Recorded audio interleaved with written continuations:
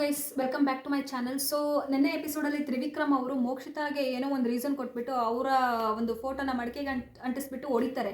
So ಅವ್ರು ಕೊಡುವಂತಹ reason ಅವ್ರ ಪ್ರಕಾರ ತುಂಬ ಹೈ ಲೆವೆಲಲ್ಲಿ ಸಖತ್ತಾಗಿರುತ್ತಂತೆ, ಬೇರೆಯವ್ರು ಕೊಡೋದು ಡಮ್ಮಿ ಆಗಿರುತ್ತೆ. ಸೊ ನೆಕ್ಸ್ಟ್ ನಮ್ಮ ಸಿಂಹಿಣಿ ಮೋಕ್ಷಿತಾ ಅವ್ರು ಬರ್ತಾರೆ. ಮೋಕ್ಷಿತಾ ಅವ್ರು ಬಂದು ರೀಸನ್ ಕೊಡ್ತಾರೆ. ಮಡಿಕೆಗೆ ಅಗೇನ್ ತ್ರಿವಿಕ್ರಮ್ ಅವರ ಫೋಟೋ ಅಂಟಿಸ್ಬಿಟ್ಟು, ನೀವು ಹೇಳ್ತೀರಾ ಸುದೀಪ್ ಸರ್ ಮುಂದೆ ನನಗೆ ಅರ್ಹತೆ ಇಲ್ಲ ಫಿನಾಲೆಗೆ ಹೋಗ್ಲಿಕ್ಕೆ ಅಂತ ಕಾಫಿ ಹಚ್ಚೋ ಟೈಮಲ್ಲಿ ಬಂದುಬಿಟ್ಟು ಡವ್ ಮಾಡಿಕೊಂಡು ಅದೇನೋ ಫ್ಲರ್ಟ್ ಮಾಡೋ ಥರ ಕುತ್ಕೊಂಡು ನನ್ನ ಹತ್ರ ನಿಮಗೆಲ್ಲ ಅರ್ಹತೆ ಇದೆ, ಫಿನಾಲೆಗೆ ಹೋಗೋ ಕಂಟೆಸ್ಟೆಂಟ್ ನೀವು ಅಂತ ಹೇಳ್ತೀರಾ. ಸೊ ಎಲ್ಲಿ ನಿಮ್ಮ ವ್ಯಕ್ತಿತ್ವ ಅಲ್ಲೊಂಥರ ಮಾತಾಡಿದ್ರೆ ಇಲ್ಲೊಂಥರ ಮಾತಾಡಿದ್ರಿ ಅಂತ ಹೇಳ್ಬಿಟ್ಟು ಮುಖಕ್ಕೆ ಕೊಡ್ದಂಗೆ ಕೇಳ್ತಾರೆ. ಆವಾಗ ನಿಮ್ಮ ಕ್ಯಾರೆಕ್ಟ್ರು ಹಂಗಿಲ್ಲ ಹಿಂಗಿಲ್ಲ ಅಂತ ಹೇಳ್ಬಿಟ್ಟು ಅವ್ರ ಕ್ಯಾರೆಕ್ಟರ್ ಬಗ್ಗೆನೇ ಮಾತಾಡೋಕೆ ಹೋಗ್ತಾರೆ. ಆ ಅರ್ಹತೆ ಕೂಡ ಈ ಮನುಷ್ಯನಿಗಿಲ್ಲ ಫಸ್ಟ್ ಆಫ್ ಆಲು. ಸೊ ಆವಾಗ ನಮ್ಮ ಮೋಕ್ಷಿತಾ ಅವರು ಯಾವ ರೇಂಜಲ್ಲಿ ನನ್ನ ಕ್ಯಾರೆಕ್ಟರ್ ಬಗ್ಗೆ ಮಾತಾಡೋ ಯೋಗ್ಯತೆ ನಿನಗಿಲ್ಲ, ಕ್ಯಾರೆಕ್ಟರ್ ಬಗ್ಗೆ ಮಾತಾಡಬೇಡ, ನೀನು ಆಟದ ಬಗ್ಗೆ ಮಾತಾಡೋ ಅಂತ ಮುಖಕ್ಕೆ ಕೊಡ್ದಂಗೆ ಹೇಳ್ತಾರೆ.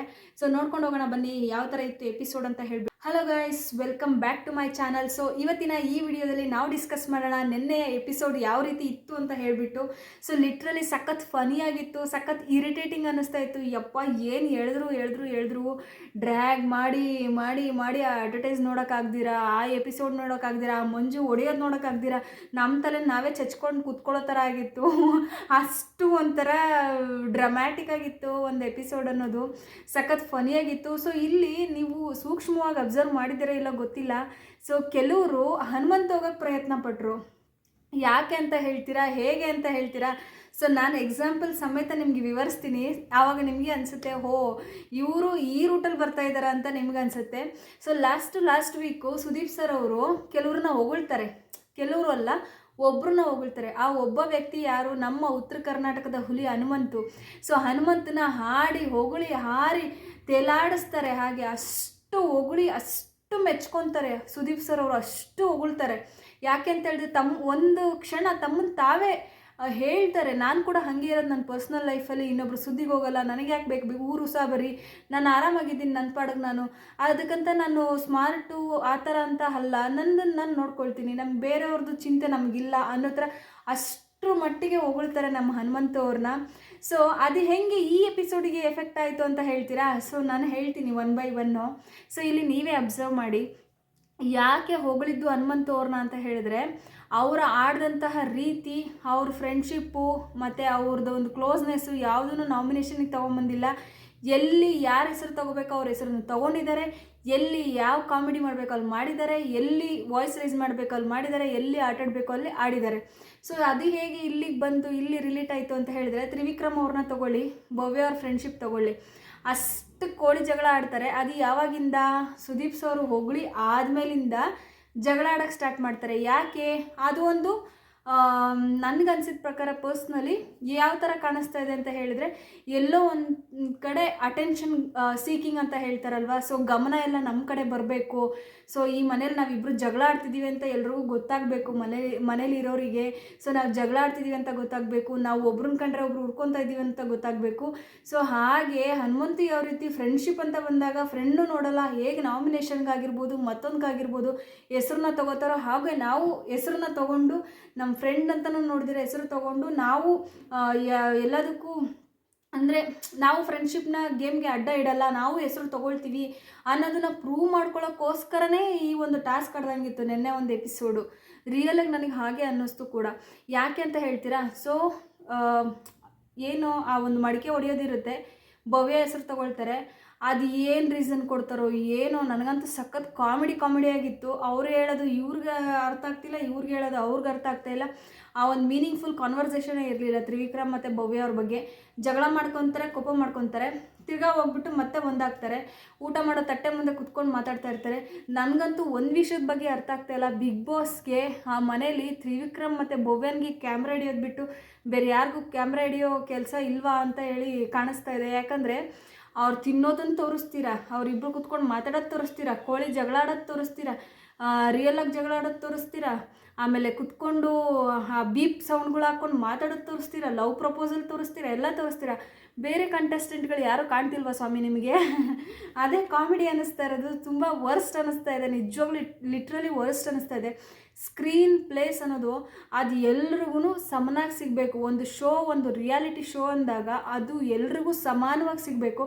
ಬಟ್ ಇಲ್ಲಿ ಹಾಗಾಗ್ತಾ ಇಲ್ಲ. ಮಂಜುನಂತೂ ಕಾಣಿಸ್ತಾನೇ ಇಲ್ಲ.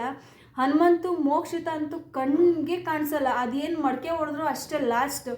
ಇನ್ನು ಏನು ಇವರಿಬ್ಬರನ್ನ ತೋರಿಸಿದ್ರು ಅವ್ರ ಎಕ್ಸ್ಪ್ರೆಷನ್ನು, ಆ ಓವರ್ ಆ್ಯಕ್ಟಿಂಗು, ಆ ಡೌಗಳು, ಯಪ್ಪ ನೋಡಿ ನೋಡಿ ನೋಡಿ ನೋಡಿ ನಿಜವಾಗ್ಲೂ ನಾವು ಬಿಗ್ ಬಾಸ್ ರಿಯಾಲಿಟಿ ಶೋ ನೋಡ್ತಾ ಇದ್ದೀವ ಅಥವಾ ಯಾವುದೋ ಒಂದು ಸೀರಿಯಲ್ ಹಾಕ್ಕೊಂಡು ಕೂತಿದ್ದೀವ ಅಥವಾ ಲವ್ ಸ್ಟೋರಿ ನೋಡ್ತಾ ಇದ್ದೀವ ಅಥವಾ ಯಾವುದೋ ಒಂದು ಜಗಳದ ಸ್ಟೋರಿ ನೋಡ್ತಾ ಇದ್ದೀವ ಅಂತ ಅನ್ನಿಸ್ತು.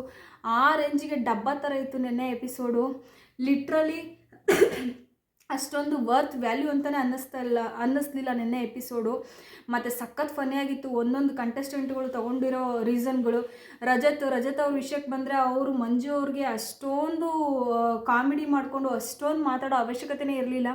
ಫಸ್ಟ್ ಆಫ್ ಆಲು ಈ ಮನುಷ್ಯನ ಬಾಯಲ್ಲಿ ಬರೋ ಪದಗಳೇ ಸರಿ ಇಲ್ಲ. ಬರೀ ಮಾತೆತ್ತಿದ್ರೆ ಅವಾಚ್ಯ ಪದಗಳು ಮಾತಾಡ್ತಾರೆ, ಅಸಹ್ಯವಾಗಿ ಬಿಹೇವ್ ಮಾಡ್ತಾರೆ. ಅದು ಹೆಂಗಿದೆ ಅಂದರೆ ನೋಡೋರಿಗೆ ಖಾಲಿ ಡಬ್ಬದಲ್ಲಿ ಕಲ್ಲಾಗಿ ಸೌಂಡ್ ಮಾಡ್ದಂಗಿದೆ. ಬರೀ ಮಾತು ಬಿಟ್ಟರೆ ಏನಿಲ್ಲ. ಅದೇನೋ ದೊಡ್ಡದಾಗಿ ನಾನು ಹಂಗೆ ಮಾಡ್ತೀನಿ ಹಿಂಗೆ ಮಾಡ್ತೀನಿ ಅಂತ ಎಂಟ್ರಿ ಕೊಟ್ಬಿಟ್ಟು ಆ ಲಾಸ್ಟ್ ವೀಕಲ್ಲಿ ಇದು ಕ್ಯಾಪ್ಟನ್ಸಿ ನೋಡಿದ್ರೆ ಅಷ್ಟು ವರ್ಸ್ಟಾಗಿ ಮಾಡಿದ್ರು. ಅದಾದಮೇಲೆ ಫಿನಾಲೆ ಗೇಮ್ಸ್ ಅಂತೂ ಒಂದು ನೆಟ್ಟಗಾಡಲಿಲ್ಲ. ಏನೋ ನನ್ನ ಫಿಸಿಕಲ್ ಸ್ಟ್ರೆಂತ್ ಅಂತ ನೋಡಿದ್ರೆ ಪಜಲ್ ಗೇಮಲ್ಲಿ ಇದು ಹೆಂಗೂರು ಆಡೋದು, ನನಗೆ ಬರ್ತಾನೆ ಇಲ್ಲ ಅಂತಂದರು. ಅಲ್ಲೇ ಗೊತ್ತಾಗುತ್ತೆ ಬರೀ ಮಾತು ಬಿಟ್ಟರೆ ಇನ್ನೇನು ಇಲ್ಲ. ಎತ್ತಿದ್ರೆ ಮಂಜು ಗೌತಮಿ ಅವರಿಬ್ಬರು ಫ್ರೆಂಡ್ಶಿಪ್ ಮಾತ್ರ ಇವ್ರ ಕಣ್ಣಿಗೆ ಕಾಣುತ್ತೆ, ಬಿಟ್ಟರೆ ಯಾರ ಫ್ರೆಂಡ್ಶಿಪ್ಪು ಕಣ್ಣಿಗೆ ಕಾಣಲ್ಲ. ಆ ಕಿತ್ತೋಗಿರೋ ಡಿಸ್ಕಷನ್ ಮಾಡ್ತಾರೆ. ಆ ಭವ್ಯ ಮತ್ತು ಇವರು ತ್ರಿವಿಕ್ರಮು ಅಷ್ಟೊಂದು ಅಸಹ್ಯವಾಗೆಲ್ಲ ಜಗಳ ಆಡ್ಕೊತಾರೆ, ಅಸಹ್ಯವಾಗಿ ಮಾತಾಡ್ತಾರೆ ಯಾರ ಮುಂದೆ, ರಜತ್ ಅವ್ರ ಮುಂದೆ. ಆದರೆ ಅವರ ಜಗಳ ಕಣ್ಣಿಗೆ ಕಾಣಲ್ಲ ಈ ಮನುಷ್ಯನಿಗೆ. ಅವರ ಒಂದು ಅಸಹ್ಯವಾದ ಮಾತುಗಳು ಕಣ್ಣಿಗೆ ಕಾಣಲ್ಲ, ಬೀಪ್ ಹಾಕ್ಸ್ಕೊಳ್ಳೋದು ಕಣ್ಣಿಗೆ ಕಾಣಲ್ಲ, ಏನೂ ಕಣ್ಣಿಗೆ ಕಾಣಲ್ಲ. ಸುಮ್ಮನೆ ತಲೆ ಮೇಲೆ ಕೈ ಇಟ್ಕೊಂಡು ಏನೋ ಪ್ರಳಯ ಆಗಿರೋರ ಥರ ಕೂತ್ಕೊಂಡಿರ್ತಾರೆ. ಅದೇ ಮುಂದೆ ಹನುಮಂತನೋ ಮೋಕ್ಷಿತನೋ ಮತ್ತು ಮಂಜುನೋ ಅಥವಾ ಗೌತಮಿನೋ ಯಾರೋ ಇದ್ರು ಅಂದರೆ ಅವ್ರ ಫ್ರೆಂಡ್ಶಿಪ್ ಬಗ್ಗೆ ಆಡ್ಕೊತಾರೆ. ಸೊ ಇಲ್ಲಿ ಕ್ಲಿಯರಾಗಿ ಕಾಣಿಸ್ತಾ ಇದೆ ಪಾರ್ಶಿಯಾಲಿಟಿ ಅನ್ನೋದು ಅಥವಾ ರಿಯಾಲಿಟಿ ಅನ್ನೋದೇನಿದೆ ಅದು ಕ್ಲಿಯರಾಗಿ ಕಾಣಿಸ್ತಾ ಇದೆ. ಒಂದು ಫ್ರೆಂಡ್ಶಿಪ್ ಅಂತ ಬಂದಾಗ ಅಥವಾ ಒಂದು ಮನುಷ್ಯ ತನ್ನ ಒಪಿನಿಯನ್ ಕೊಡಬೇಕು ಅಂತ ಬಂದಾಗ ಎಲ್ರಿಗೂ ಸಮಾನವಾಗಿ ಕನ್ಸಿಡರ್ ಮಾಡಿಬಿಟ್ಟು ಕೊಡಬೇಕಾಗುತ್ತೆ. ಬಟ್ ಇಲ್ಲಿ ರಜತ್ ಮಾಡ್ತಿರೋ ತಪ್ಪೇನು ಅಂತ ಹೇಳಿದ್ರೆ ಬರೀ ಬೇರೆಯವ್ರ ಮನೆದು ದೋಸೆ ತೂತಂತ ಹೇಳ್ತಿದ್ದಾರೆ ಹೊರತು ತನ್ನ ಫ್ರೆಂಡ್ಸ್ಗಳದ್ದೇ ಇಷ್ಟೊಂದಿದೆ ಅದನ್ನೆಲ್ಲೂ ಅವ್ರು ಬಿಟ್ಕೊಡ್ತಾ ಇಲ್ಲ. ಒಂದು ಗುಂಪುಗಾರಿಕೆ ಕಾಣ್ತಿದೆ, ಗುಂಪು ಎದ್ದು ಕಾಣ್ತಾ ಇದೆ. ಇಲ್ಲಿ ಎಲ್ಲ ಸೇರಿಕೊಂಡು ಮಂಜುನ ಟಾರ್ಗೆಟ್ ಮಾಡೋದು ಕ್ಲಿಯರ್ ಕಟ್ಟಾಗಿ ಕಾಣಿಸ್ತಾ ಇದೆ. ಆ ವ್ಯಕ್ತಿನ ಕಂಪ್ಲೀಟಾಗಿ ಗೌತಮಿ ಹೋದ ತಕ್ಷಣ ಕಂಪ್ಲೀಟಾಗಿ ಡೌನ್ ಮಾಡಬೇಕು ಅನ್ನೋ ರೀತಿನೇ ಅವರು ಬಿಹೇವ್ ಮಾಡ್ತಾ ಇದ್ದಾರೆ. ಬಟ್ ಅದೆಲ್ಲೂ ವರ್ಕೌಟ್ ಆಗಲ್ಲ. ಯಾಕಂದರೆ ನಮ್ಮ ಜನರು ಅಷ್ಟೊಂದು ಏನು ಇದಲ್ಲ, ಕುರುಡ್ರಲ್ಲ.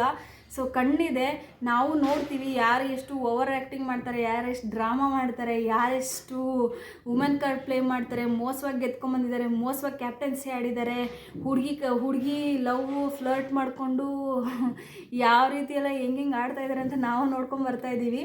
ಸೊ ಧನ್ರಾಜ್ನ ತೆಗಿಬೇಕಂತಲೇ ಒಂದು 3 ದಿನ ಡ್ರಾಮಾ ಆಯಿತು ನೋಡಿ. ಆ ಡ್ರಾಮಾದಲ್ಲೇ ನಮಗೆ ಕ್ಲಿಯರ್ ಕಟ್ಟಾಗಿ ಗೊತ್ತಾಯಿತು ಆಲ್ಮೋಸ್ಟು ಬಿಗ್ ಬಾಸ್ಲಿ ಏನು ನಡೀತಾ ಇದೆ, ಯಾರನ್ನ ಗೆಲ್ಸೋಕೆ ಎಷ್ಟು ಒಳಗಡೆ ಪ್ರಯತ್ನ ನಡೀತಾ ಇದೆ, ಯಾವ್ಯಾವ ರೀತಿ ಡ್ರಾಮಾಗಳೆಲ್ಲ ಆಗ್ತಾಯಿದೆ ಅಂತ ಹೇಳ್ಬಿಟ್ಟು. ಸೊ ಇಷ್ಟ ಆಗಿರುತ್ತೆ. ನೆನ್ನೆ ಎಪಿಸೋಡಲ್ಲಿ ಎಂಥದ್ದು ಇಲ್ಲ, ಕಂಪ್ಲೀಟ್ ಮಣ್ಣು. ಅದರಲ್ಲೇನು ಒಂದು ಮೋಟಿವೇಶನ್ನು ಒಂದು ಒಳ್ಳೆಯದೋ ಏನೂ ಇರಲಿಲ್ಲ. ಅಲ್ಲಿ ಕ್ಲಿಯರಾಗಿ ಇಬ್ಬರನ್ನ ತೋರಿಸ್ಬೇಕಾಗಿತ್ತು ಅವರು, ಭವ್ಯನ್ನು ತ್ರಿವಿಕ್ರಮ್ನು. ಅವ್ರು ಕುತ್ಕೊಳ್ಳೋದು, ನಿಂತ್ಕೊಳ್ಳೋದು, ತಿನ್ನೋದು, ತೇಗೋದು. ಅಲ್ಲೇನೋ ಲಾಸ್ಟಲ್ಲಿ ಎಪಿಸೋಡ್ ಮುಗೀತಾ ಇದೆ, ಅವಾಗೇನೋ ಎಮೋಷ್ನಲ್ ಟಾಕ್ ಆಗಿ ಏನೋ ಲೆಟ್ರ್ ಬರೀಬೇಕು ಅಂತ ಹೇಳ್ಬಿಟ್ಟು ಬಿಗ್ ಬಾಸ್ ಹೇಳ್ತಾರೆ. ಅಲ್ಲಿ ಇದು ಯಾರು ಸ್ಪರ್ಧಿಗಳು ಒಬ್ಬೊಬ್ಬರೇ ಲೆಟ್ರ್ಗಳು ಬರೆದ್ಬಿಟ್ಟೆಲ್ಲ ಹಾಕ್ತಾಯಿದ್ದಾರೆ. ಅದನ್ನು ಬಿಗ್ ಬಾಸ್ ಅದನ್ನು ತೋರಿಸ್ತಾ ಇಲ್ಲ, ಲೆಟ್ರ್ ಬರೆಯೋದು ತೋರಿಸ್ತಾ ಇಲ್ಲ. ಈ ಭವ್ಯ ಮತ್ತು ಈ ತ್ರಿವಿಕ್ರಮು ಕಿಚನಲ್ಲಿ ಆ ಬೆಳ್ಳುಳ್ಳಿ ಸುಲಿಯೋದು, ಸಿಪ್ಪೆ ಆಮೇಲೆ ಏನದು ಆನಿಯನ್ ಸುಲಿಯೋದು ತೋರಿಸ್ತಾ ಇದ್ದಾರೆ. ಸೊ ಈ ಲೆವೆಲಿಗೆ ಅವ್ರನ್ನ ಪ್ರಮೋಟ್ ಮಾಡ್ತಾ ಇದ್ದಾರೆ ಬಿಗ್ ಬಾಸ್ ಅವರು. ಸೊ ಇಲ್ಲೇ ನೀವು ಅರ್ಥ ಮಾಡ್ಕೋಬೋದು ಯಾವ ಥರ ಇದೆ ಇವಾಗ ಸಿಚುವೇಶನ್ನು, ಏನು ಒಳ ಪ್ರಯತ್ನ ಏನಿದೆ ಅಂತ ರಿಯಲಾಗಿ ಅರ್ಥ ಆಗ್ತಾ ಇಲ್ಲ. ಬಟ್ ನಿಮ್ಗೇನಾದರೂ ಅರ್ಥ ಆದರೆ ಕಮೆಂಟ್ ಮಾಡಿ, ಸೊ ದಟ್ ನಾನು ಅರ್ಥ ಮಾಡ್ಕೊಳ್ತೀನಿ.